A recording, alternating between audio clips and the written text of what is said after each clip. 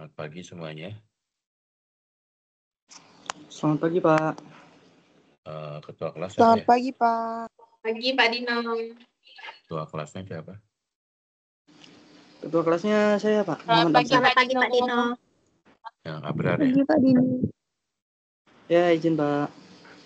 Tolong semuanya dibuka kameranya. Nanti tolong difotoin, Rar. Dari WA ke saya yang hadir hari ini. Pagi ini. Tolong dibuka dulu semuanya. Kameranya dibuka.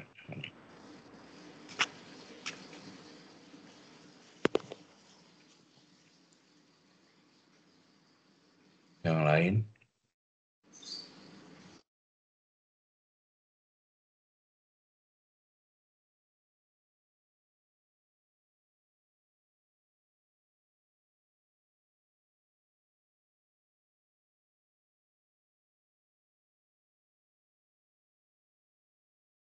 Tolong itu fotoin itu ya, Rar. Tapi yang itu Aulia belum sama Adel. Mau dibuka. Selamat pagi, Pak. Yuk, untuk kapsennya tolong dibuka semuanya. Kameranya. Nanti kalau sudah absen bisa dimatiin lagi.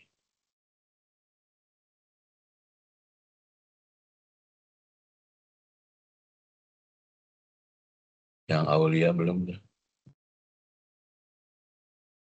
Izin, Pak. Di laptopnya udah ini, Pak. Silakan itu tolong di foto screen aja kan, yang hadir. Baik, Pak.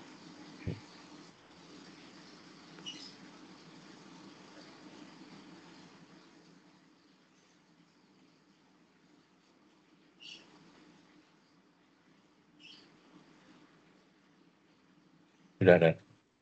Udah, Pak. Oke, kita mulai ya. Saya record dulu. Tadi waktu saya share tampilannya kelihatan nongol nggak ya?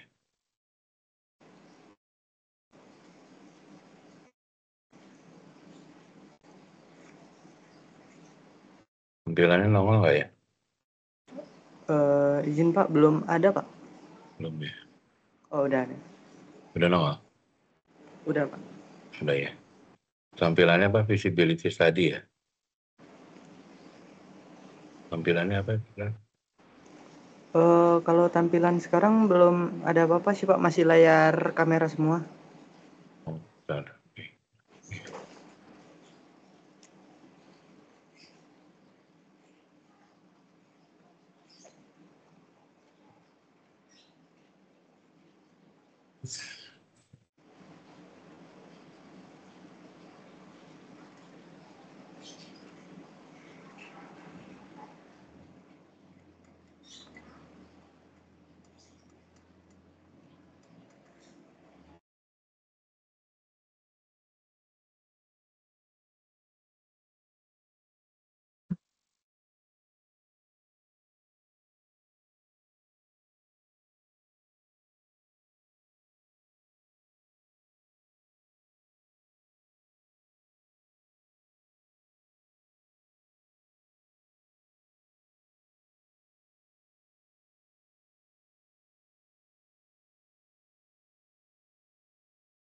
Udah nongol belum? Udah lihat belum tampilannya? Udah kelihatan tampilannya belum? Udah masuk, Pak. Oke, Udah, Pak. tulisannya apa? Tulisannya apa? Visibility study. Visibility study. Oke, selamat pagi. Assalamualaikum warahmatullahi wabarakatuh. Jadi Waalaikumsalam warahmatullahi wabarakatuh. Selamat pagi, Pak Dino. mulai Sabtu ini saya akan mengajar di mata kuliah jasa akomodasi. Saat ini saya bekerja sebagai Direktur Operation dari grupnya Art Hotel. Saya membawahi 57 hotel. Saya juga dosen di Institut Pariwisata Trisakti ya. Namun kadang nanti nggak setiap Sabtu saya bisa ngajar karena saya juga suka traveling. Mungkin di tiap Sabtu tertentu akan mata kuliahnya akan 2 materi atau lebih ya supaya kita bisa ngejar. Karena saya nggak setiap Sabtu mungkin nggak bisa ngajar, tapi biasanya nanti kalau nggak bisa ngajar saya kasih akan videonya ya. Oke, nah mata kuliah ini nanti kita akan memulai dari kita bikin hotel ya, sampai dengan memanage hotel. Awalnya kita dari membuat yang namanya studi kelayakan, atau bahasa Inggrisnya feasibility study. Feasibility study itu bukan hanya untuk membangun hotel aja, kalau kamu mau bangun kafe, rumah sakit, pokoknya kalau mau bikin bisnis, kamu harus bikin dulu studi kelayakannya. Apakah bisnis yang akan kamu jalanin itu menguntungkan atau tidak ya secara finansial, secara keuangan ya. Nah, disebutnya dengan studi kelayakan. Oke. Sudah berpindah itunya screen-nya? Sudah, Sudah, Pak. Oke. Sudah, Pak. Jadi kita belajar studi kelayakan itu pertama untuk menghindari resiko kerugian. Karena dengan kita membuat studi kelayakan, itu menjadi kayak budget atau anggaran kita untuk bangun hotel misalnya butuh 100 miliar gitu ya. Kamu bikin dulu studi kelayakannya, itu sebagai nanti studi kelayakan itu sebagai alat ukur waktu bangun hotel harus 100 miliar itu jangan nyampe lebih. Kalau kurang bagus ya, tapi nanti biasa kalau kurang kamu ngurangin spek. Yang misalnya bintang 4 kamu kurang-kurangin mungkin nanti jadi levelnya ke bintang 3 dan sebagainya ya. Terus yang kedua mempermudah perencanaan. Karena udah ada studi kelayakan kamu udah tahu tuh untuk bangun hotel itu misalnya pertama kamu pilih arsitek, terus milih kan pertama lokasi ya, beli lokasi, ada tanah, kamu bikin studi kelayakan, kira-kira menguntungkan nggak bikin hotel misalnya di Jalan Sudirman, Palembang gitu ya. Terus yang kedua kamu misalnya udah kelihatan, oh ini bagus nih lokasinya, kira-kira bikin hotel bintang 4 nih di Palembang, atau bintang 5 atau bintang 3 sesuai dengan kira-kira yang bagus mana. Itu bisa jadi dari kamu bikin studi kelayakan atau kamu pelajari studi kelayakan yang lain dulu gitu ya. Nah sesudah gitu kamu akan milih nanti arsitek, milih kontraktor dan sebagainya. Nah studi kelayakan ini untuk membantu kita pengawasan juga. Nanti proyeknya kamu kalau pinjam uang ke bank, ini udah misalnya dananya udah dikucut dari 100 miliar, misalnya 20 miliar. Nah 20 miliar itu harusnya misalnya udah terjadi, udah dapat 2 lantai atau 3 lantai. Nah itu salah kontrol. Terus yang kedua untuk pengendalian, jangan sampai nanti kamu bangun-bangun aja, uangnya udah keluar habis, hotelnya nggak jadi misalnya, atau restorannya nggak jadi, atau apapun bisnis kamu nggak jadi, itu adalah satu alat kontrolnya ya. Nah, seperti saya sampaikan tadi, kita sebelum bikin studi kelayakan itu kita bikin dulu analisa pasarnya atau aspek-aspek di dalam studi kelayakan. Aspek studi kelayakan pertama adalah aspek pasar ya. Kamu harus lihat dulu pasarnya di Palembang sekarang masih menariknya kamu bikin hotel gitu ya. Caranya gimana kamu bikin studi dari sekian hotel di Palembang, misalnya di kota ya, kamu bikin di Jalan Sudirman gitu ya. Di sekitar situ tuh ada berapa hotel sekarang. Terus rata-rata hotel kamu bisa membangun bintang 4. Rata-rata di situ okupansinya berapa sih? Harga jualnya berapa sih?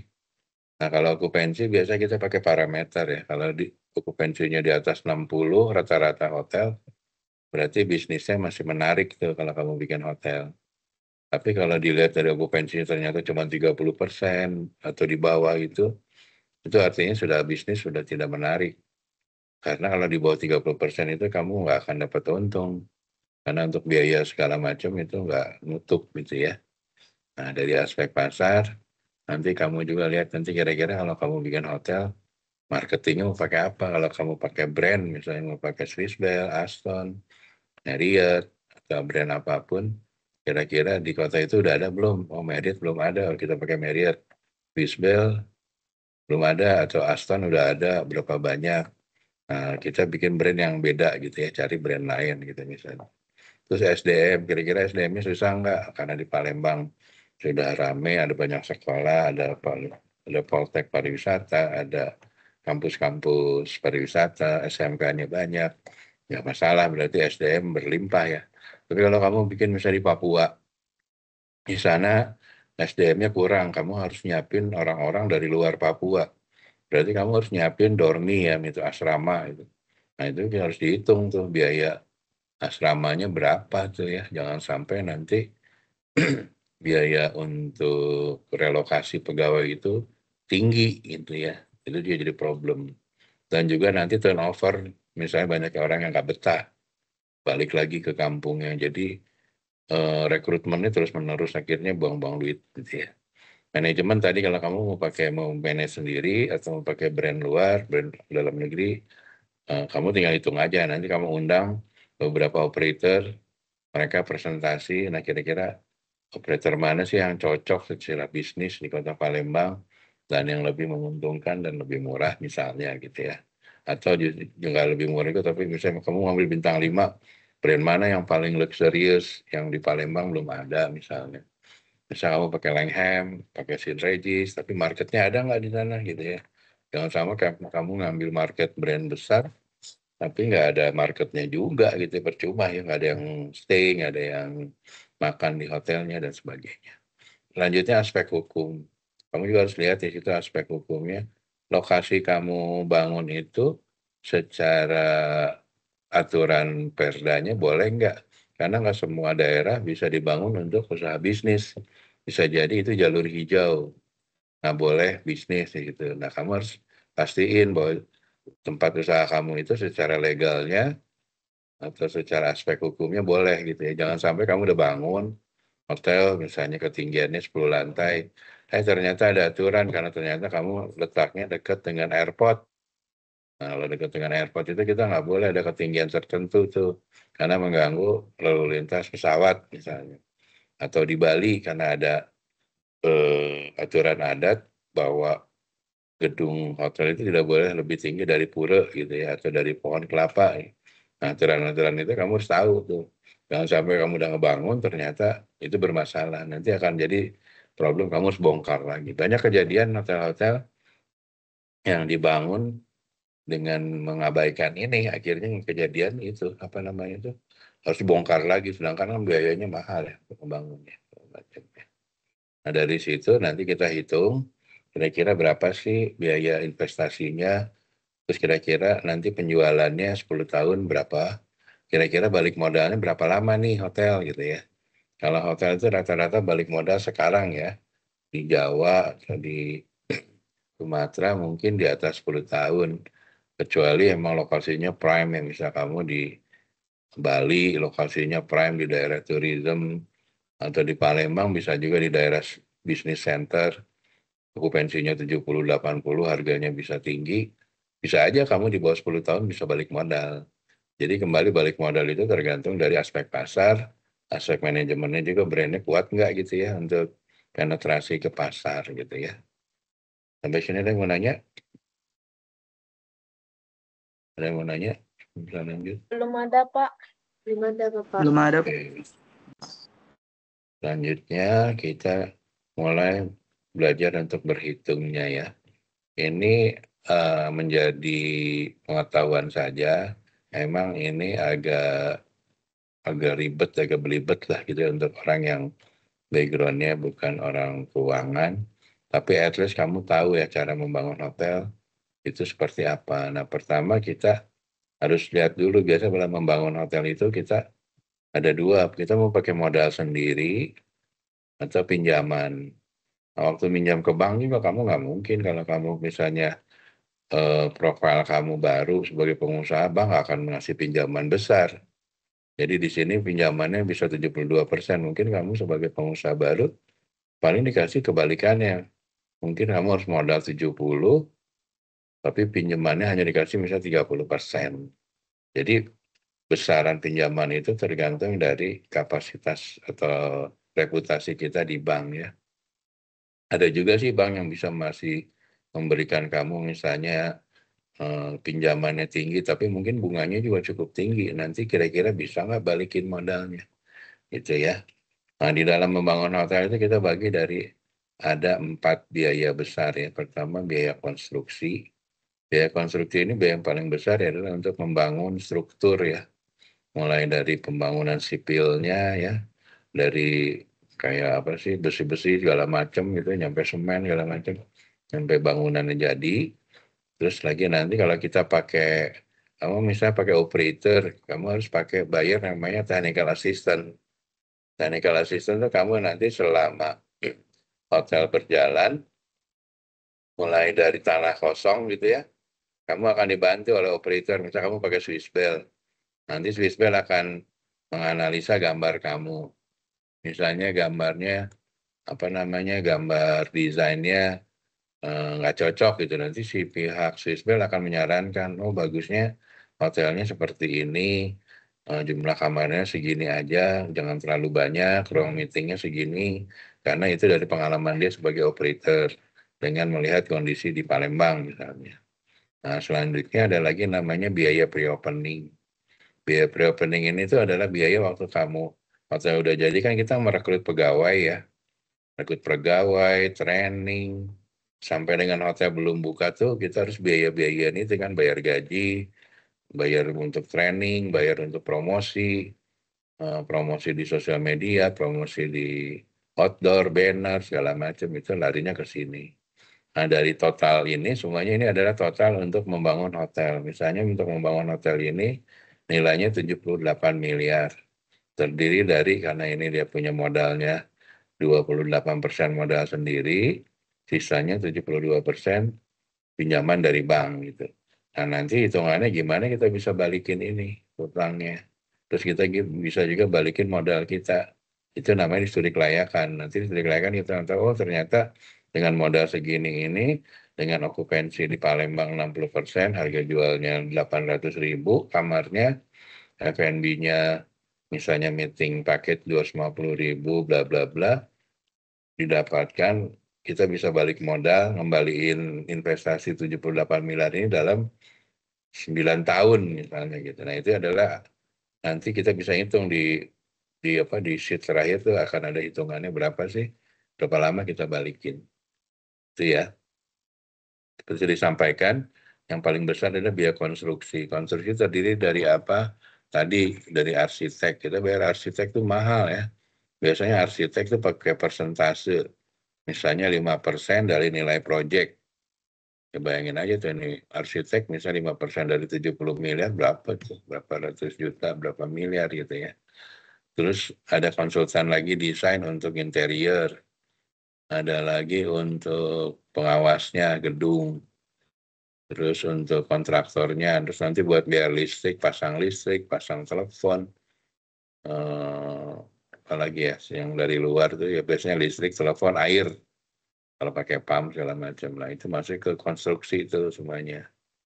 Nah, nanti saya bisa sampaikan kalau operasional itu ada pre-opening, ada technical assistant, kita bayar ke operator, terus modal kerja itu untuk 3 bulan pertama ya, biaya gaji 3 bulan pertama sebelum hotel buka, kita kan ada training, kan pegawai udah direkrut tuh, mulai dari GM sampai dengan level staff. Nah, gajinya kan harus dibayar kan, tapi revenue-nya, penjualannya belum ada, nah makanya masuk ke modal kerja.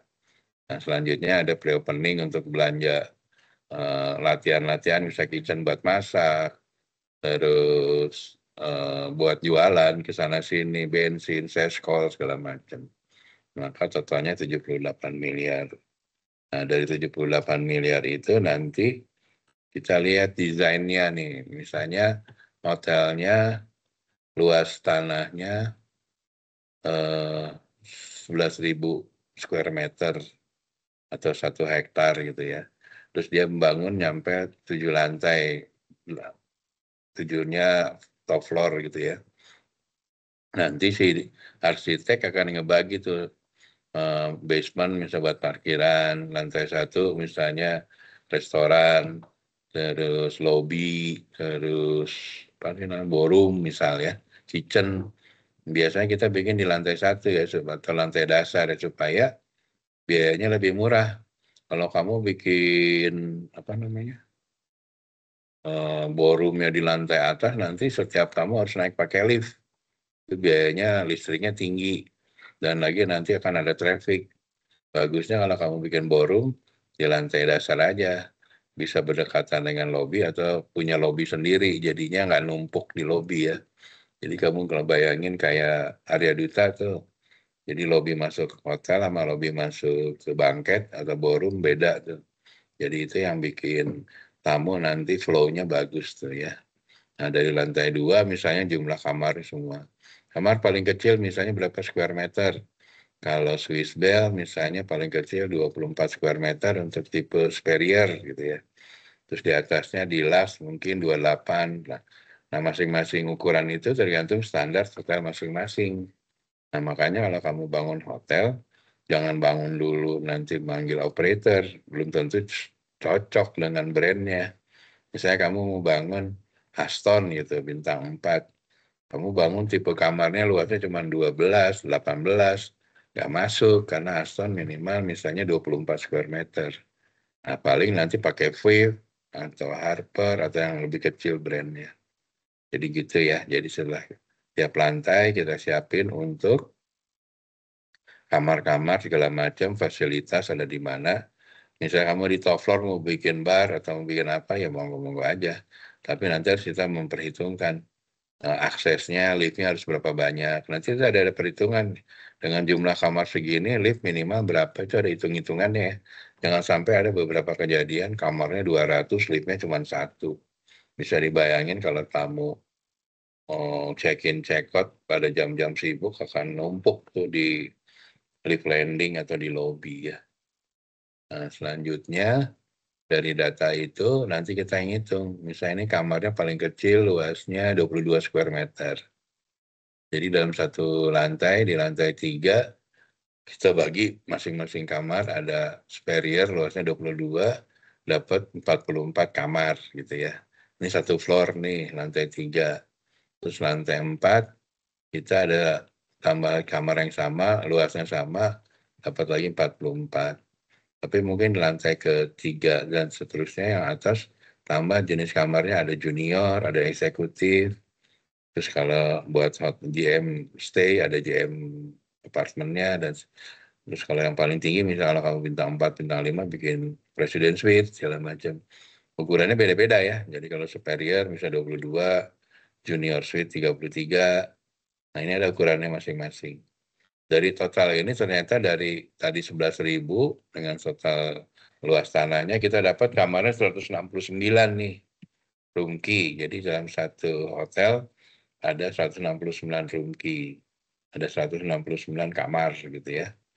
Nah, dari sini kita hitung ini lantai 3 dapat 26, 4, 5, 6 masing-masing kamar. Nah nanti kita harus bagiin juga masing-masing ada yang twin atau double. Ada yang tahu kamu artinya twin? Tipe twin artinya apa? Tahu nggak? Ada yang Izin tahu? Pak, kamar yang tipe twin yang kasurnya itu model single tapi ada 2 di dalamnya. Oke, kalau double? Kalau double itu ukuran bed yang untuk 2 orang Pak. Kalau twin ukurannya berapa bednya? Ukuran tempat tidurnya bednya berapa kali berapa? 120 kali 200. Oke, ya. Jadi kamu ada tahu ya, jadi nanti apa bedanya twin, ada bedanya double. Nah, waktu kamu menentukan berapa banyak sih twinnya, berapa banyak double itu ada hitungannya juga, nggak asal. Ini hitungannya pertama, ini korelasinya dengan jumlah kapasitas seating di restoran. Jadi kalau kamu lihatin twinnya segini, double segini, kalau okupansi segini, berarti yang makan breakfast tiap pagi berapa tuh seatingnya. Nah, itu hitungannya dari sini. Terus double-nya dapat hitungan dari mana juga? Itu dari meeting room. Kalau kamu banyak meeting room, biasanya kalau meeting room kan banyak yang twin share tuh. Nah, kalau twin share berarti kan apa sih namanya kamarnya ngikutin dari besaran meetingnya. Makanya banyak kejadian yang nggak bisa, yang ngitungnya nggak benar itu. Kamu bisa lihat di restoran itu suka nambah kursi pakai kursi bangket ya.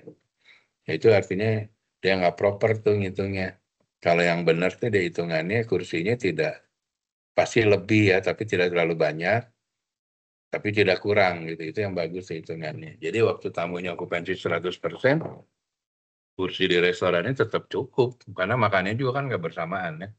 Makannya mungkin bergantian gitu ya. Nah itu harus kamu hitungannya harus benar, makanya jangan ada twin. Atau kebalikannya, kamu bikin double bednya kebanyakan, ternyata banyak marketnya orang meeting. Akhirnya kamu harus rubah kamar yang udah bikin double, jadi rubah ke twin. Padahal udah ada nakasnya. Kamu tahu nakas nggak artinya? Yang pernah training housekeeping, nakas tahu nggak nakas? Enggak, Pak. Pak belum pernah dengar kalimat kata-kata itu, Pak. Jadi kalau kamu di kamar tuh kan ada meja paling samping, tahu nggak? Tempat tidur kan ada meja kanan kiri ya? Tahu nggak? Iya. Iya, Itu namanya nakas. Nah itu kan masing-masing kalau twin nakasnya udah ditentuin ya, jangan sampai nanti king atau double kamu rubah jadi twin tapi nakasnya udah dibikin jadi double, nanti pasti aneh itunya waktu di split gitu. Maksudnya gitu ya. Kecuali kamu bikin bednya Hollywood Twin. Kamu pernah dengar Hollywood Twin? Pernah. Apa Pak. Hollywood Twin? Apa Hollywood Twin? Kasur twin yang digabungkan. Nah kalau itu bagus. Jadi kita pakai Hollywood Twin, jadi dia bisa jadi double, bisa jadi twin. Nah nakas kanan kirinya tuh udah disesuaikan, jadi nggak akan kejedot gitu ya. Nah itu ya, kamu udah tahu tentang jumlah besaran kamar. Kita lanjut sebelahnya ya. Nah dari total itu nanti kita dapatlah hitungannya. Tadi kita beli tanahnya, misalnya harga per meternya 4 juta, tadi 11.000, jadi dapat 32 miliar. Bangunannya bangun dari basement, rooftop, hotel, interior, totalnya misalnya 46 miliar gitu ya. Terus landscape, nah landscape itu tuh kan kamu harus perlu parkiran tuh dicat, terus ada tanaman, island gitu ya. Itu namanya landscape. Infrastruktur, nanti kayak jalanan untuk lobbynya kan harus di hotmix, terus saluran air, pagar kalau ada itu ya. Terus pasang PLN, nah PLN itu mahal juga tuh kalau kamu bikin gardu gitu ya, bisa 1 miliar sampai 2 miliar untuk tergantung besar wattnya ya. Terus kamu juga harus punya backup genset, walaupun misalnya di Palembang jarang mati listrik, tapi kamu harus tetap punya backup genset, karena jangan sampai waktu ada wedding mati lampu nggak support listriknya ya. Nah nanti terus office juga kan ada meja kantor, ada komputer segala macam, ini biayanya ada. Marketing untuk promotion, untuk jualan. Waktu kamu bikin di Palembang kan kamu harus jualan sales call misalnya. Flight Palembang selain dari Jakarta dari mana lagi? Ada yang tahu nggak? Flight langsung ke Palembang selain dari Jakarta di mana? Dari mana? Misalnya Surabaya, nah kamu jualan di Surabaya, atau Medan, kamu jualan di Medan. Jadi, supaya harapan tamu-tamu yang datang dari Medan tahu bahwa di Jalan Sudirman udah ada hotel baru, misalnya namanya Swiss Bell. Gitu. Nah, kamu harus jualan ke kota-kota tersebut untuk mempromosikan hotel kamu. Terus biaya izin, nah izin juga mahal, izin di hotel tuh banyak sekali, ada 50 lebih ya. Izin lingkungan, izin listrik, izin K3 keselamatan kerja, izin apa lagi ya. Pokoknya ada sekitar 50 lebih lah ya. Bayar izin tuh mahal, total 2 miliar. Terus menyiapkan kantor, peralatan kantor, terus bayar konsultan tadi, arsitek segala macam dan modal kerja. Nah dapatlah totalnya 136 total biayanya, yang tadi dibiayain sebagian modal sendiri, sebagian dari bank ya. Nah dari sini nanti kita masukin tuh dari total biaya ini, bisa ketahuan ternyata balik modalnya 9 tahun bikin hotel di situ, karena rata-rata okupansinya 64%, harga jualnya sekitar 400 average room rate ya, 432. Average room rate tahu nggak artinya? Ada yang tahu nggak average room rate apa? Anak divisi kamar harusnya tahu. Average room rate tahu nggak apa pastinya? Rata-rata kamar. Rata harga kamar. Rumusnya dari mana? Apa dibanding apa? Rumus untuk mendapatkan ARR dari mana?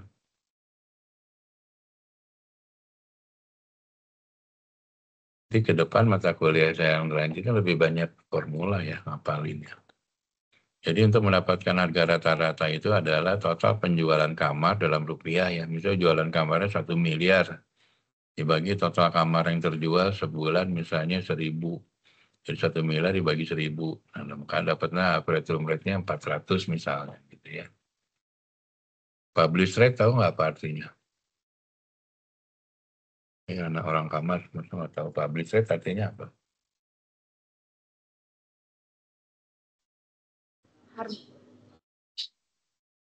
Apa publish rate?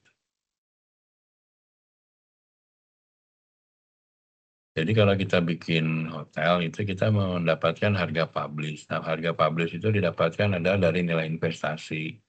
Nanti harga publish ini tuh menjadi harga dasar. Jadi dari harga publish nanti turunannya misalnya publishnya 681, maka harga corporate adalah misalnya diskonnya 20% dari 681 itu harga corporate. Harga corporate dibagi ada corporate A, B, C. Nanti tinggal kurangin aja misalnya masing-masing beda 5.000, 10.000, 15.000. Terus harga government berapa? Misalnya government itu diskonnya 20% atau 25% dari harga publish. Jadi yang pertama kamu harus menentukan harga publish dulu ya. Harga publish dapatnya dari mana? Yang tadi saya sampaikan dapatnya dari studi kelayakan ini. Dapatlah publish segini. Harga publish ini adalah harga untuk menentukan nanti berapa balik modalnya. Dari harga publish nanti turunannya itu dengan diskon 20% dapat jadi corporate. Misalnya dengan diskon 25 dari government rate. Travel agent misalnya diskonnya misal 15% dari ini. Nah, kamu harus tentukan ini dulu, baru dapat rate structure yang lainnya. Ya. GOP tahu nggak apa? GOP artinya apa? GOP artinya apa? Kamu semester berapa? 5 ya? Semester 5, semester 6 ya?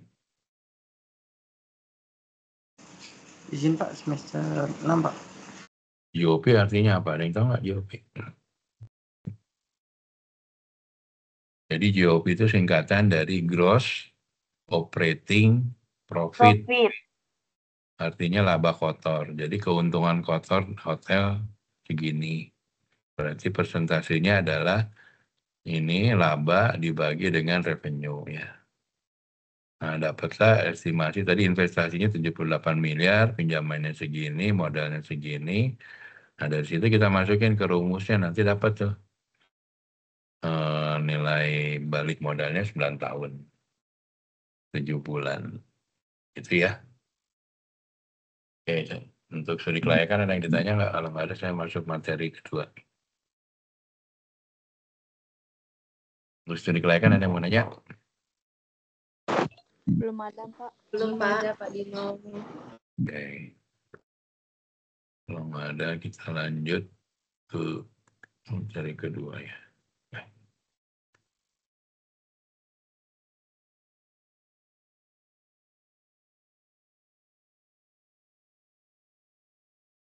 Saya nongol belum? Udah, Pak. Apa bacanya? Hotel Design and Planning. Oke. Setelah kita bikin studi kelayakan ya, terus kita panggil operator nih. Panggil operator, terus kamu punya panggil juga arsitek. Itu udah mulai mendesain hotelnya. Kira-kira itu udah tentuin kamu membangun hotel bintang 4 di Palembang dengan rata-rata okupansi 60%. Mungkin cocoknya bintang 4 menurut kamu gitu ya. Udah kamu mulai manggil operator untuk bikin desain. Nah biasanya waktu kita bikin hotel itu banyak kesalahan-kesalahan yang umum ya. Seperti saya sampaikan tadi, kalau bangun banyak basement itu biayanya jauh lebih mahal ya, 2 kali lebih mahal atau 3 kali lebih mahal dari ngebangun ke atas ya. Ngebangun ke bawah basement itu jauh lebih mahal karena kan kamu harus jagain untuk supaya nggak bocor, strukturnya juga harus kuat dan sebagainya. Jadi diharap kalau bisa nih kamu menghindari bangun, kalau tanah kamu luas, jangan bangun basement, parkiran di lantai dasar aja gitu. Karena itu juga menjadi tambahan nilai investasi ya. Nah biasanya kalau bangun hotel itu kita konsultannya banyak tuh, ada 27 sampai 30 konsultan, mulai dari konsultan mechanical, konsultan electrical, konsultan untuk interior. Nah, itu juga lumayan gede gitu ya. Makanya kalau bintang 5 mahal. Nah, kalau mungkin bintang 4 konsultannya nggak terlalu banyak. Hanya untuk konstruksi, ME, sama desain interior lah misalnya gitu ya. Jadi kamu harus pastiin ini dulu waktu kamu membangun bintang berapa, karena akan efeknya ke tadi konsultannya akan banyak ya.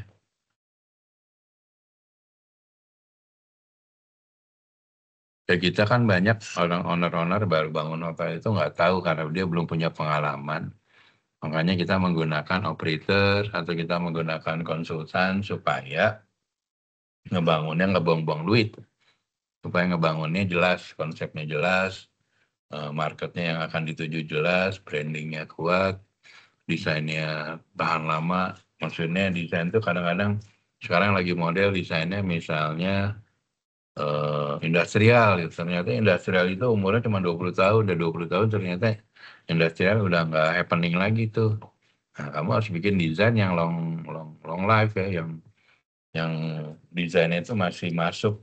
Kamu suka lihat hotel-hotel yang sudah tua tapi desainnya masih bagus gitu ya. Nah, itu adalah contoh pemilihan desain di awalnya yang benar gitu loh. Jangan sampai hotel baru 10 tahun desainnya udah kelihatan aduh jelek banget ya gitu ya. Nanti harus bangun lagi segala macam ya. Oke, selanjutnya yang harus dipastiin juga akses hotel ya. Saya pernah waktu itu jadi konsultan hotel di Palembang, di salah satu mall di kota Palembang. Emang dia nggak proper ya, dia dari ruko dijadiin hotel. Nah, itu akses masuknya tuh antara masuknya tamu, supplier, karyawan dalam satu pintu gitu. Nah, itu kan problem kalau misalnya supplier bawa karena suaranya Aulia dimatiin. Halo. Nanti keluar masuk vendor masuk misalnya bawa daging kan bau tuh di floor tuh, makanya kalau hotel itu kan ada entrance, ada loading dock, ada pintu karyawan di belakang supaya tidak ketemu sama tamu ya, liftnya juga dibedain ya itu ya. Nah dulu tuh saya jadi konsultan itu ya itu karena hotelnya dari ruko dirubah jadi hotel akhirnya nggak proper gitu ya. Exterior sama signage. Kadang-kadang exterior terlalu bagus bagi arsitek, tapi nanti bagi kita sebagai orang operation repot housekeeping bersihinnya gitu ya. Lobby juga ada yang lobbynya kegedean, ada yang bikin lobbynya kekecilan. Lobby gede banyak barang nggak apa-apa, lobby gede tapi nggak ada barang kelihatan kosong gitu. Nah itu mempengaruhi nilai hotel. Kalau yang bagus tuh kalau kamu masuk hotel bisa bintang 5, ada istilahnya namanya wow effect gitu. Jadi waktu kalau kamu masuk tuh kelihatan gede, wow gitu ya. Jadi ngeliat tuh keren banget. Nah itu desain yang bagus tuh. Jadi wow efeknya dapet. Kalau kamu masuk ke hotel yang biasa aja, ya jualannya juga nggak akan terlalu gimana-gimana gitu ya. Jadi kamu harus siapin itu. Lobby menjadi penting. Public area juga penting. Ini menjadi dasar dari kita penataan ruangan nih. Jangan sampai nanti lobby public area kegedean juga nggak jadi duit. Mendingan misalnya jadi lounge atau jadi bar, jadi apa gitu ya. Porter kalau memang hotel bintang 4 butuh luggage dipakai di porter dan luggage. Elevator, nah kayak lift tadi saya sampaikan kan lift itu ada hitungannya juga. Jumlah kamar kamu berapa. Terus di atas ada ruang meeting, ada fasilitas restoran nggak?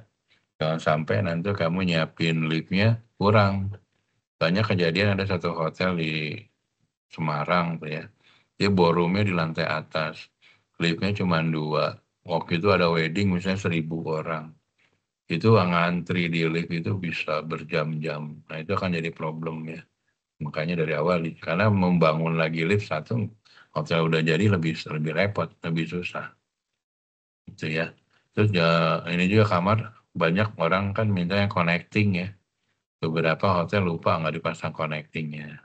Nah, connecting room berguna ya untuk misalnya pejabat dengan ajudannya atau family dengan anaknya dia pengen connecting. Makanya nanti variasi jumlah kamar, connecting dan segala macam itu harus dihitung sesuai dengan kebutuhan jualannya, nanti sales gitu ya.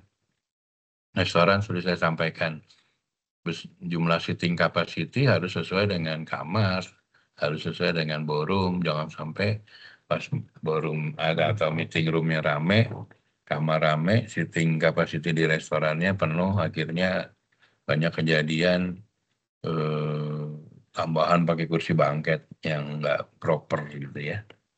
Meeting room, apakah meeting room di situ kelasnya meeting di Palembang tuh rata-rata government berapa sih butuh ruangannya? Apakah butuh yang 50 orang per ruangan? Apakah butuh yang lebih besar rata-rata 100 orang? Nah itu harus didesain juga. Jangan sampai kamu bikin meeting room banyak tapi kecil-kecil. Ternyata marketnya di Palembang justru perlunya yang agak gede gitu. Nah kamu udah kadung bangunnya kecil-kecil dan nggak ada sekatnya, jadi nggak bisa digabung misalnya. Nah itu di problem.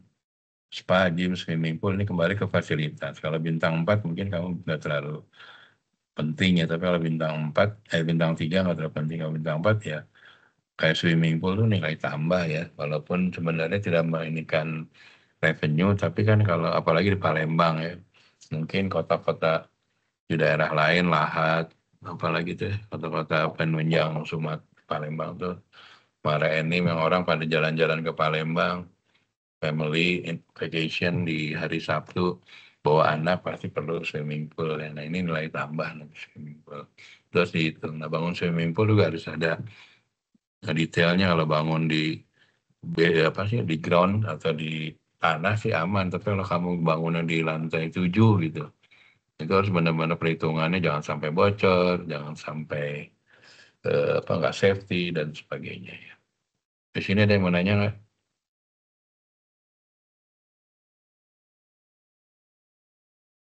Perencanaan lainnya juga good offices ya. Seperti yang saya sampaikan waktu saya bangun atau jadi konsultan hotel di Palembang itu, dia nggak nyiapin untuk back office-nya. Jadi karyawannya mau makan di mana, ganti baju di mana, lokernya di mana, back office-nya di mana. Jadi dia bisa pindah lain gedung gitu loh. Itu ngebayangin kalau hujan, kalau segala macam. Nah kayak gini-gini, karena ngebangunnya tidak proper ya akhirnya pembangunannya atau pas operationnya agak repot gitu ya. Nantinya kalau memang hotel kalau bintang 5 mungkin nanti perlu helipad gitu ya untuk landing di top floor. Nah itu harus ada hitungannya, strukturnya kuat enggak segala macam. Nah ini benar-benar yang harus disiapin ya sama biasanya operator yang akan bantu untuk bukan gambar ya, analisanya ini. Kamu gambarnya nanti dari arsitek kamu, tapi konsultasi dengan operatornya. Bisa kamu pakai operatornya Swiss Bell atau Aston, nanti kamu arsiteknya kamu sama arsiteknya Aston akan diskusi itu dari gambar yang ada kira-kira cocok atau enggak. Itu ya. Nah biasanya banyak yang error kalau kita bangun hotel, ada 10 area yang error. Pertama guest room, kayak tadi guest roomnya kekecilan untuk tipe kamar atau untuk tipe hotel bintang 4 misalnya. Kamu bangunnya luasnya cuma 18 square meter.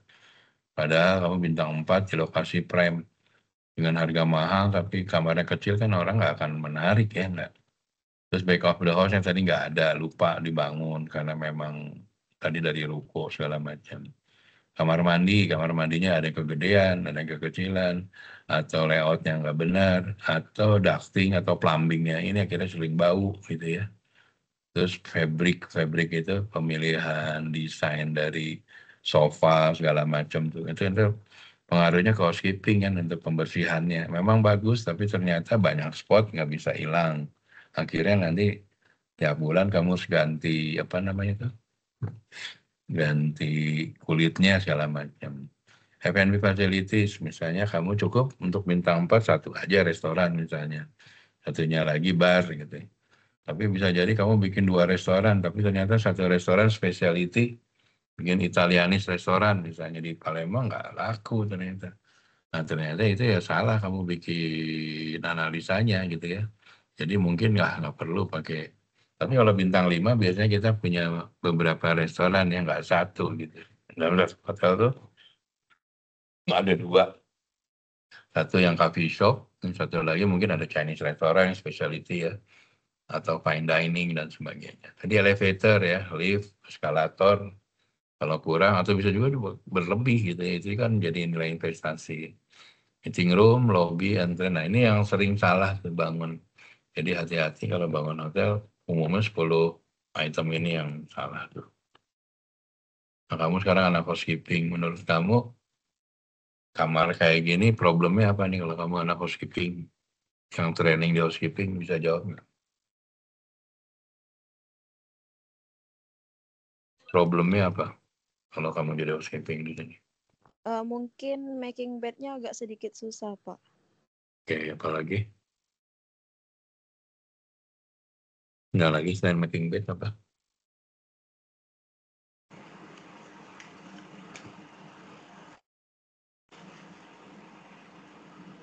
Paham, Brar? Yang tahu? Apa lagi? Ini juga lampu kan untuk ngebersihinnya. Terus untuk maintenance engineering nanti kan lampunya banyak, nanti akan sering putus segala macam. Ini karena lokasinya terlalu mepet. Nah kayak gini-gini nih, desainnya mungkin bagus bagi arsitek, tapi bagi operation nanti jadi masalah enggak. Makanya setiap gambar arsitek itu harus didiskusikan dengan orang operation, yaitu operatornya. Nanti menurut operator ini nggak usah pakai lampu gini, ini satu lampu gini nggak musim lagi, atau nanti pembersihannya susah, banyak sering putus. Nah itu biasanya dari gambar awal bisa dikoreksi nanti, jadi berubah misalnya. Itu ya.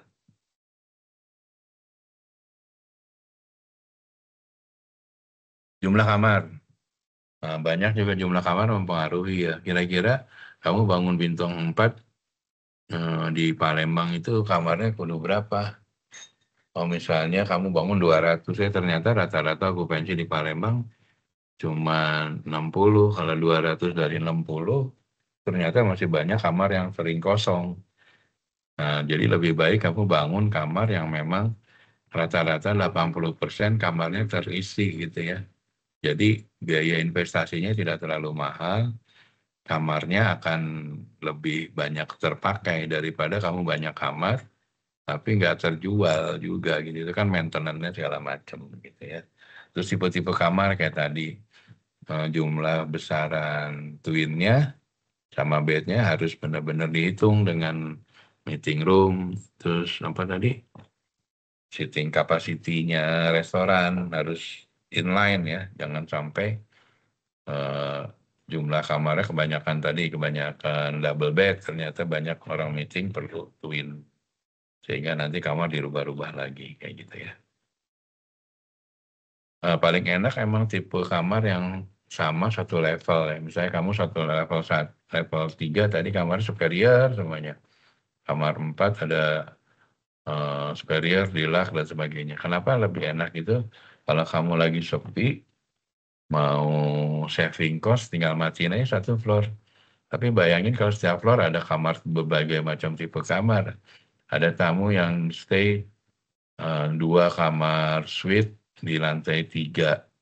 Terus ada lagi di lantai 4. Nah ini problemnya dalam satu floor kamu kan harus nyalain lampu, nyalain AC, segala macam. Tapi kalau satu floor tipenya sama, enak itu, sekali isi kan keisi semua. Nggak tipenya kan gampang gitu. Tapi kalau tipenya macam-macam ya itu dalam satu floor cuman yang tamunya cuman isinya cuman suite doang 2, sisanya kosong gitu. Nah itu kan menjadi pengaruh ya. Gimana? Nah biasanya beberapa hotel tinggal lihat saya rata-rata mungkin di Palembang marketnya siapa sih yang paling banyak? Oh paling banyak di weekday orang-orang kerja gitu, perlunya bed yang superior lah gitu ya. Ya udah superiornya banyakin aja gitu. Sisanya paling yang kayak junior suite paling 2 gitu kan, karena mungkin kalau untuk pejabat yang perlu kamar lebih besar atau family yang perlu kamar lebih besar. Tapi kan itu nggak isi tiap hari gitu kan ya. Jadi kita nggak usah banyak-banyak ya, itu ya kamarnya. Nah, desain kamar juga mempengaruhi dari biaya ya. Tadi sudah, untuk membangun desain kamar itu, satu kamar tadi kan biayanya misalnya 1 miliar, terdiri dari A, B, C, D, E, F, G segala macam. Semakin besar kamarnya ya semakin mahal, semakin besar kamarnya semakin banyak barang isinya ya semakin mahal ya. Nah ini anak housekeeping, kalau kamu dapat kamar bathroom ini segede gini, menurut kamu gimana?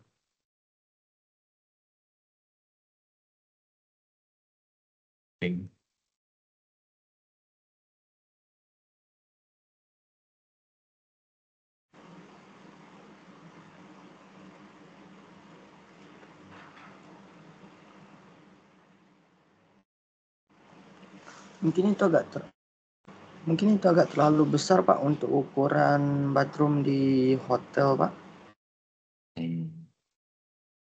Terus apa lagi?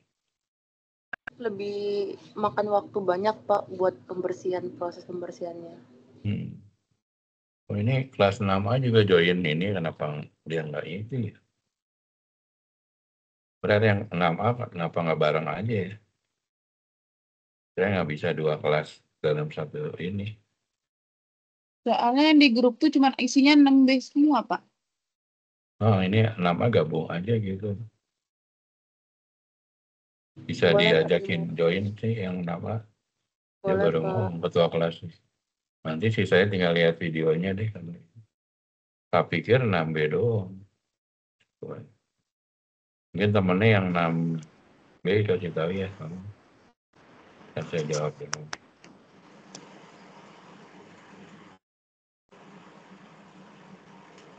Izin Pak, jadi kita sekarang mau gabung dengan kelas A atau gimana Pak? Digabung aja, digabung. Suruh yang 6A gabung, masuk kasih linknya aja Pak. Baik Karena Pak, dia nanti telat. Karena dia telat nanti yang kuliah pertama ini ikutan ini aja, ikutan videonya. Tapi kalau bisa kasih aja share sama kamu, suruh join sekarang deh. Mumpung masih mulai. Baik Pak, nanti saya share dulu. Oke, housekeeping kan dari sisi ini pertama bathroomnya terlalu besar ya. Ini juga mempengaruhi kan kayak semua kamar tidak perlu bathtub ya. Kalau kamu superior cukup pakai shower aja. Nah kayak gini-gini nih. Banyak juga kamar yang terlalu lengkap gitu ya, kamarnya superior tapi pakai bathtub gitu kan. Itu kan investasi mahal. Terus listriknya sama airnya nanti juga lebih mahal gitu ya.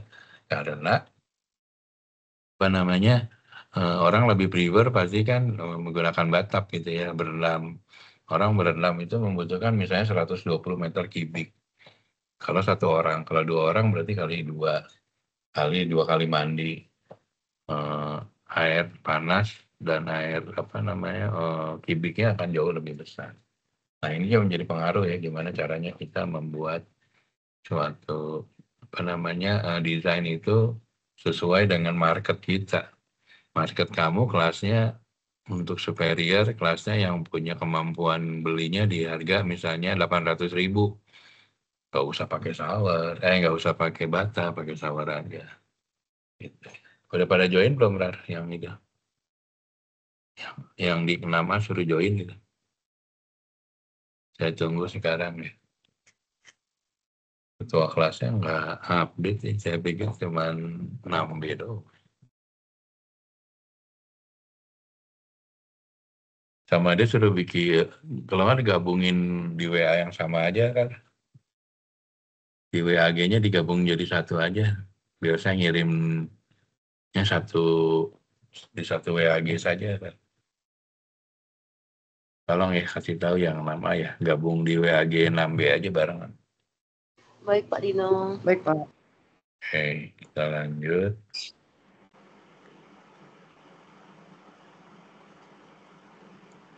Nah, kamar mandi juga ada ukurannya ya. Waktu kamu bikin bathroom, misalnya luas kamar kamu 18 square meter. Kamar mandi itu paling ngambil misalnya luasnya 4 meter gitu ya. 2 kali 2 atau misalnya 1,5 kali 3. Nah, itu ada ukurannya. Masing-masing brand beda-beda ya. Misalnya brandnya Aston, untuk kelasnya Vape, ukurannya kamar mandinya segini. Itu udah standar nih, makanya masing-masing operator itu punya brand. Brand itu ada spesifikasinya sendiri, ada brand ID-nya sendiri. Kayak Vape mungkin warna dominannya merah, Aston warnanya biru, Swissbell juga misalnya warnanya merah. Swiss Bell, kalau bintang 4, kalau bintang 3-nya Swiss Bell Inn misalnya gitu ya. Bintang 5-nya Grand Swiss Bell. Nah, masing-masing punya standar masing-masing. Nah, biasanya untuk kamar-kamar yang levelnya rendah, yang lower kategori, cukup pakai shower aja. Yang bathtub untuk untuk yang tipe kamarnya yang tinggi ya, misalnya junior suite, grand deluxe dan sebagainya, itu pakai pakai bathtub ya. Tapi saya pernah mengalami ya, saya punya marketnya Jepang gitu ya. Saya bangun hotel di Jababeka di kawasan industri, di mana kita kontrak sama Toyota. Jadi Toyota itu ngirimin teknisi dari Jepang. Nah, orang-orang Jepang itu punya kebiasaan spesifik gitu ya. Jadi waktu saya ketemu sama direkturnya Toyota, dia akan kirim tamunya. Jadi kita bangun hotel itu 80% dikirim dari Toyota. Jadi kita okupansinya udah 80% tiap bulan tuh dari orang-orang Toyota saja gitu ya. Nah, kebiasaan orang Jepang itu dia senangnya berendam di air panas, yang air panasnya butuh sekitar 40 square meter. Kenapa orang mau nanya, Abrar? Izin Pak, untuk yang teman-teman dari kelas 6A itu udah saya share untuk linknya. Mungkin agak nunggu sebentar juga karena mereka harus download dulu aplikasinya Pak. Oh ya wis. Kalau nggak nanti lama lihat ininya aja, lihat videonya ya. Nah si Jepang ini tuh kebiasaannya gitu, dia harus berendam suhunya 40 derajat di kamar mandi ya. Berarti kalau kamu 40 derajat di bathtub, suhu air panasnya di top floor, karena kan kita air panas biasanya cuma di atas gitu ya. Di top floor itu di ground tank-nya itu minimal harus 70 derajat, karena waktu airnya diturunin itu akan terjadi pengurangan panas gitu ya. Nah diharapkan di masing-masing kamar itu secara merata dapat 40, karena mereka senang kerjanya pulang kerja malam hari itu dia berendam. Itu kebiasaan orang Jepang gitu ya. Itu permintaan dia. Terus yang kedua, dia minta kamu tahu electric socket atau colokan listrik, tahu ya? Nama istilahnya electric socket. Rata-rata orang Toyota itu punya 2 handphone gitu. Terus bawa iPad dan bawa laptop. Berarti ada berapa tuh? Handphone 2, laptop, terus iPad 4. Di meja kerjanya dia minta colokannya itu ada 4 atau minimal 2. Dan model colokannya Jepang kan yang kaki 3 itu, yang bukan kayak kita 2 gitu ya. Nah, jadi kita nyesuaiin karena market kita lebih banyak Jepang gitu. Jadi karena kita dia menjanjikan okupansi 80%, ya udah saya investasiin aja semuanya. Nah, karena dia Jepang, dia pengen brand di dalam kamarnya juga kayak TV-nya mereknya Jepang, Sony gitu ya. Terus menu-menunya menu Jepang. Jadi saya akhirnya mengambil ada sales manager orang Jepang, ada juga cook yang memang biasa makan Japanese food gitu ya, supaya mereka menjadi nyaman di kamar, karena mereka orang Jepang rata-rata bahasa Inggrisnya juga nggak bagus gitu ya, jadi problem menu-menu di kamar nggak pakai Jepang. Nah tahun kedua ternyata saya dapat juga market LG itu dari Korea. Ternyata orang Jepang sama Korea itu kan dari zaman dulunya nggak kayak kita sama Malaysia lah, sering ribut gitu ya. Kita nggak bisa bikin satu floor Jepang sama Korea tuh. Akhirnya kita bikin floor sendiri, Korean floor. Nah Korea sama juga, ternyata dia pengen TV-nya nggak mau Sony, dia pengen TV-nya pakai LG, mereknya si Korea gitu ya. Nah kayak gini-gini kita harus, kalau kita bisa dapat data itu lebih awal, kamu lebih gampang nanti untuk apa sih namanya tuh, untuk ngedesainnya gitu ya. Jadi biayanya tidak terlalu mahal karena udah di-prepare dari awal. Nah karena Jepang ini satu ya Toyota pembayaran juga bagus ya.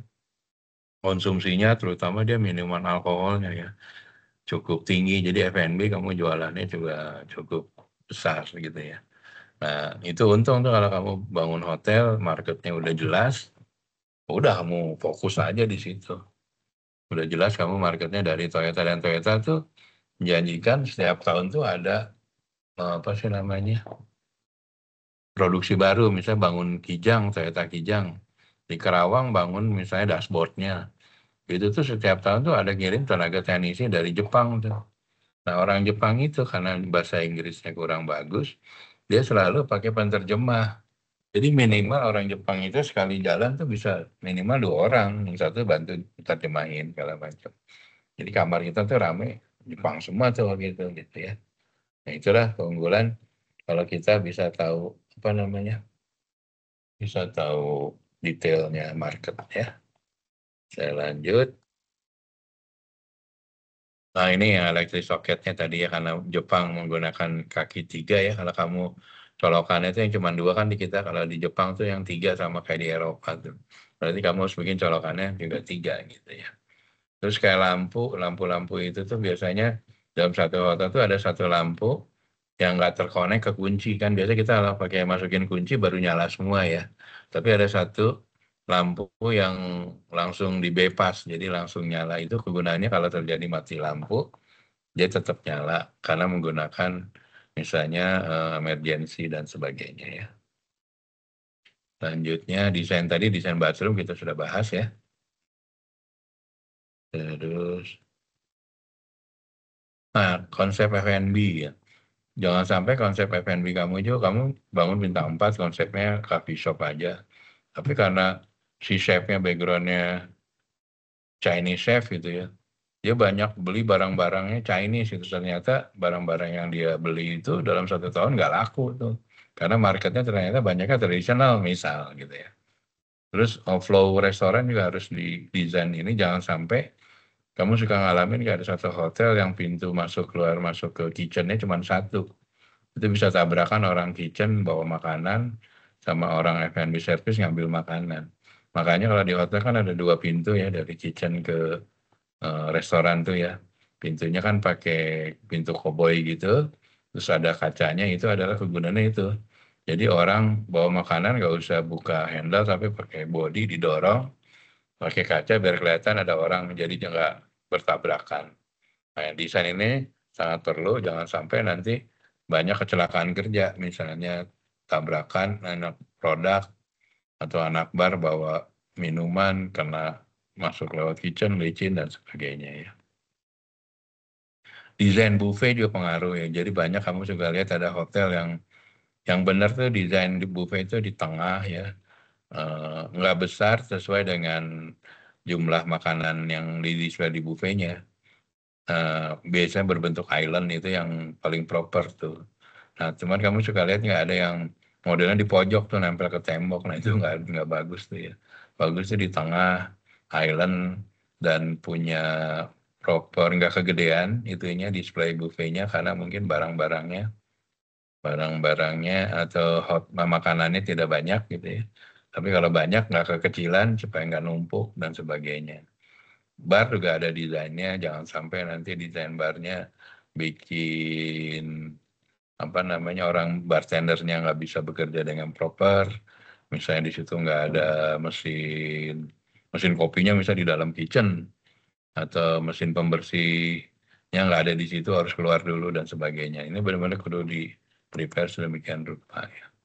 Nah beberapa terutama kitchen itu kan sangat meninggikan namanya safety ya, kebakaran segala macam, gimana caranya supaya tidak terjadi. Terus lantainya juga nggak boleh licin ya, harus, karena kan kitchen tuh banyak minyak, jangan sampai nanti orang kerja jatuh dan sebagainya ya. Oke, yang emergency penting. Jadi dalam satu hotel itu, kalau kamu lihat di depan pintu kamar itu ada semacam kayak lampu kecil, itu namanya alarm ya. Jadi kita bisa ngetahuin posisi di mana ada api atau ada asap. Itu pakai zoning namanya. Jadi kita dapat lihat namanya MCFA. MCFA itu panjangan dari Master Circuit Fire Alarm. Dari MCFA itu nanti kalau bunyi misalnya buzzernya atau sirenenya, si engineering sama security tinggal ngeliat di display, oh ternyata ada suspek asap di lantai 5 kamar 502. Jadi langsung masuk ke 502. Tapi ada juga MCFA yang nggak ada zoningnya, jadi cuma ngasih tahu lantai 5, jadi kudu dicari satu-satu tuh. Kalau kamarnya ada 20, satu kamar dibukain cuma. Nah itu juga jadi pengaruh kalau kamu pakai nggak zoning, nggak addressable. Kalau addressable tuh bisa ketahuan kamarnya di sini, suspek asapnya gitu ya, bisa langsung kelihatan di sana. Bisa jadi itu asap palsu ya karena orang rokok atau juga karena debu, itu akhirnya menyebabkan sirenenya bunyi segala macam ya. Pemilihan arsitek sangat penting, banyak arsitek yang bagus, tapi ternyata saya tadi sampaikan tidak sesuai dengan desain dan operationnya. Nah, di public area juga atau di meeting room nih, kalau kebanyakan pilar juga mengurangi nilai jual kamu. Kalau kamu orang meetingnya banyakkan pilar, kalau pas orangnya banyak nggak nyaman, nggak kelihatan ya. Ini juga jadi problem. Makanya kalau bangun ruang meeting di atas lantai 1, kalau arsiteknya kurang jago, itu banyak pilar pasti itu. Tapi kalau yang jago kamu bisa bayangin ada di lantai berapa, tapi nggak ada pilar, itu keren tuh. Berarti strukturnya jago banget, tapi pasti mahal. Karena dia sudah memperhitungkan nggak pakai pilar, tapi bisa kuat. Ini tadi saya sampaikan, parkiran juga mempengaruhi. Ada beberapa hotel yang parkirannya sempit, akhirnya di badan jalan, dan akan jadi problem bagi kepolisian atau dinas perhubungan. Ya. Lighting menjadi penting, karena lighting yang kurang menarik juga melihat jadi hotel kayak suram, tidak menarik gitu ya. Jadi signage apa segala macam kudu benar-benar benar-benar terang, menarik gitu ya. Ballroom juga kalau semakin ballroomnya besar gitu ya, tinggi ceilingnya. Jadi kalau kamu tinggi ceiling, ada chandelier, itu bikin wedding atau apa tuh eventnya lebih kelihatan baunya. Beda dengan ruang meeting yang pendek, jadi kelihatan sempit gitu ya. Terus simple, di atasnya nggak ada lampu chandelier gini, jadi kelihatan kurang mewah gitu kalau orang wedding di situ. Ya. Jadi lobby area sudah dibahas, selanjutnya ke penggunaan elevator tadi ya, sama desain lampu juga lighting pengaruh nih. Kayak gini secara desain bagus, tapi secara maintenance mungkin nanti karena lampunya beda-beda nih, kita engineering kudu banyak lampunya. Terus kalau tahun depan nggak ada lagi lampu warna ini, nanti warnanya jadi beda, harusnya kuning warm, jadi yang satu terang gitu, putih gitu. Kamu juga lihat nggak ada satu hotel yang lampunya belang-belang gitu. Ada yang kuning, ada yang putih, itu karena dari awal dia mungkin barangnya bagus, tapi waktu sudah jalan setahun nggak ada spare part-nya. Misalnya di Palembang susah nyari lampu jenis yang kayak gini gitu ya. Jadi problem juga. Tadi elevator sudah kita bahas. Sama noise ya, antar kamar ke pengaruh kamu. Kamar itu harus dipastikan satu kamar ke kamar itu ada peredamnya ya. Jangan sampai suara di sebelah tembus, itu jadi problem juga. Jadi pembangunan juga benar-benar harus proper ya. Karena banyak juga kontraktor yang pengen ngejar murah, akhirnya hasilnya kalau hotel udah jadi lebih repot kamu bikin lagi peredam ya, karena kadung udah jadi ya. Back of the house jangan lupa, kantor housekeeping, kantor engineering, kantor accounting itu harus ada. Kalau nggak ada nanti mereka kerjanya nggak efektif gitu ya. Misalnya back office-nya kayak yang saya konsultan di Palembang di gedung lain gitu. Nanti repot kalau perlu apa-apa kudu jalan lagi segala macam gitu ya. Nah tadi kan supplier untuk masuk ke area hotel nggak bisa dari depan ya, harus ada loading dock area, ada staff entrance, nggak bisa masuk dalam satu pintu dengan tamu. Kayak garbage, nyimpennya juga harus proper, jangan sampai waktu dia pagi-pagi ngambil garbage, lewatin lobby, baunya kemana-mana akan menjadi. Oke, selanjutnya. Tadi udah back office. Pemilihan arsitek juga sangat penting, tadi udah dibahas. Gym, nah gym menjadi satu kebutuhan di bintang 4 biasanya.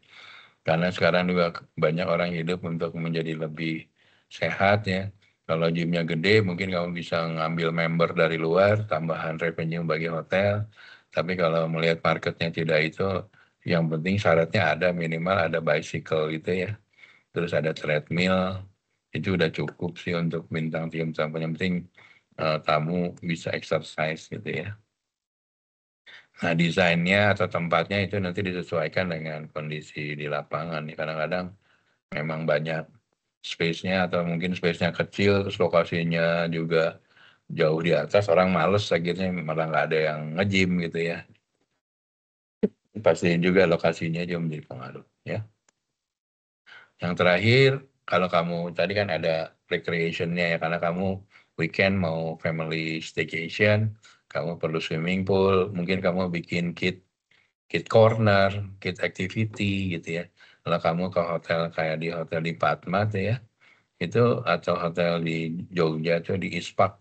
Jadi di dalam hotel itu ada aneka permainan anak-anak, kolam renangnya juga gede, ada perosotan segala macam. Nah itu menjadi nilai tambah. Terus ada anak-anak bisa bikin kue pia, bapia ya kalau di Palembang di Jogja itu di kitchennya emang khusus untuk jadi si anak-anak terus ada studio-studio ini studio-studio film buat film anak-anak gitu. Jadi memang dia udah ngedesain konsepnya jadi bapaknya meeting, anak-anaknya bisa staycation di hotel. Nah itu dapat revenue-nya dari mana-mana tuh. F&B-nya juga harus bagus karena supaya makanan orang makannya dari hotel. Karena sekarang GoFood itu mempengaruhi penjualan F&B ya. Banyak tamu makannya dari luar gitu. Memang kita lebih senang makanan luar lebih kerasa gitu ya. Segala macam. Oke, kalau nggak ada, ini kita akhiri. Ini ada ininya ya. Saya bikin kuis. Sorry ini emailnya bukan ke sini ya.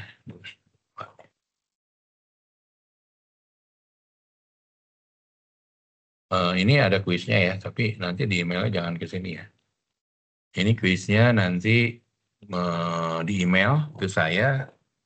Emailnya adalah nanti saya WA ya emailnya. Kuisnya ini, kamu nanti email jawaban menurut pendapat kamu masing-masing. In your opinion, why building hotel must design and planning first?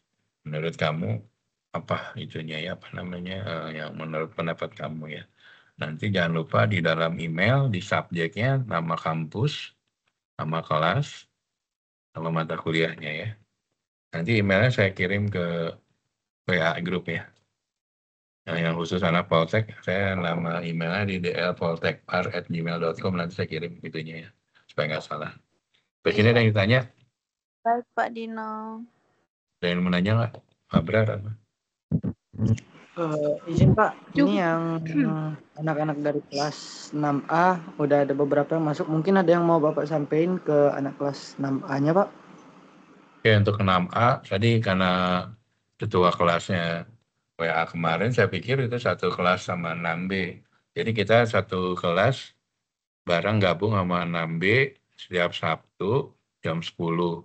Karena dari Senin sampai Jumat saya kerja sebagai hotelier ya, jadi nggak mungkin ngajar karena waktu saya juga terbatas. Jadi nggak setiap Sabtu juga, nanti kalau misalnya Sabtu saya nggak bisa ngajar, berarti saya WA di grup. Kalau nggak ada, nanti biasa saya ganti dengan video apa namanya itu pembelajarannya ya. Jadi untuk kelas 6A gabung WA grup di 6B, semua materi, nanti habis ini videonya saya share, apa namanya, jadi satu kelas sama 6B. Nah karena 6A baru datang, bisa semuanya nyalain kameranya, tolong dipoto lagi lah. Biar buat absensinya itu. Ya. Tolong dinyalain semua itunya, nanti dipoto sebagai absen sama Abrar. Kemarin nanti tolong ditulis yang hadir siapa aja. Di WA ke saya ya.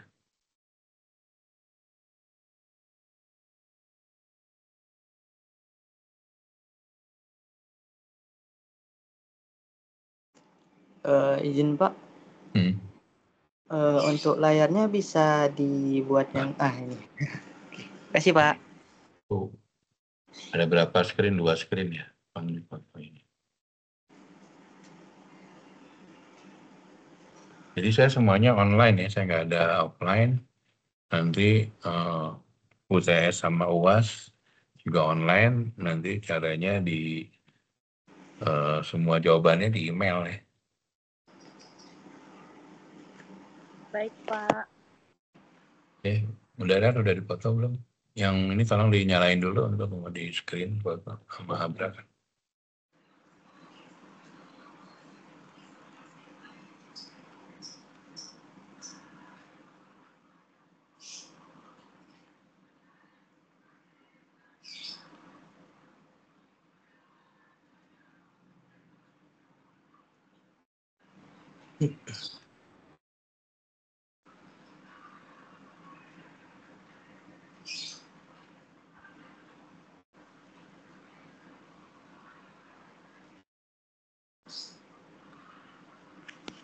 Udah. Udah izin Pak, karena saya pakainya di HP, nggak semuanya ketangkep untuk screenshot Pak. Ya udah, nanti kamu mau WA ke saya yang hadir hari ini ya, saya nggak hafal semuanya. Oke, kalau nggak ada lagi, thank you. Kita ketemu Sabtu depan ya. Thank you, see you and see you next week. Bye. Thank you Pak Dino. Thank Thank you, Pak Terima Dino. kasih Pak Dino. Thank you, Pak Dino. Gracias, terima kasih Pak Dino. Berhentilah. Bangun tidur. Banyak aksi dia tuh. Tadi ngok mega, bedas mah. Stop Ica. Ica sosok cantik kau, bentar-bentar di foto tuh Ica. Oi, ul ndak baca, ul baru bangun tidur. Kau tuh baru bangun. Kau tuh baru bangun Ica. Dah lah keluar bapaknya. Bye. Bye. Hai Ramanda sosok cantik lah.